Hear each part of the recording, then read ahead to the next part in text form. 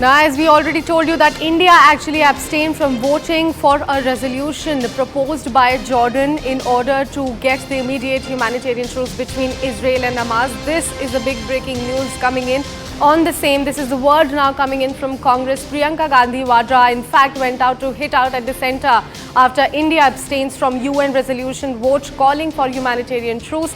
She started off her tweet with a quote by Mahatma Gandhi. She said, quote unquote, an eye for an eye makes the whole world blind. She went on to say that I am shocked and ashamed that our country has abstained from voting for a ceasefire in Gaza, to refuse to take a stand and watch in silence as every law of humanity is pulverized. Food, water, medical supplies, communication and power is cut off to millions of people, and thousands of men, women and children in Palestine are being annihilated, goes against everything our country has stood for throughout its life as a nation. We have CNN News 18's Pallavi Ghosh joining us on the broadcast. Pallavi, a very good morning to you.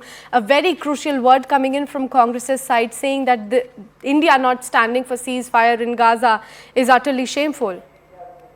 So as far as India is concerned, we've tried to maintain a very balanced position on this, while at the same time speaking out against Hamas, which is a terrorist organization and which actually carried out those terror acts in Israel. India has condemned it. But at the same time, India has also made the point that when it comes to supporting Palestine, our foreign policy has always been in support of Palestine. So that's the kind of balanced strategy, I would say, the diplomatic strategy by the Indian government.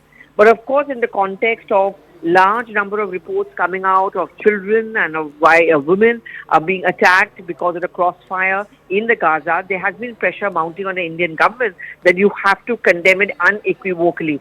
India's stand at the UN during the voting essentially is in sync with what we are trying to maintain a balance. We don't want to get dragged into this debate. And that is what has invited criticism from the opposition parties, and in this case the Congress, of course, Priyanka Gandhi saying that we cannot justify these attacks on women and children in Gaza because we want to teach them a lesson, or the Hamas a lesson for the acts of violence against Israel. So an eye for an eye is the quote she's doing it from the Mahatma. But the point that she's also trying to make is that India should have voted against these Israeli attacks on the Gaza Strip.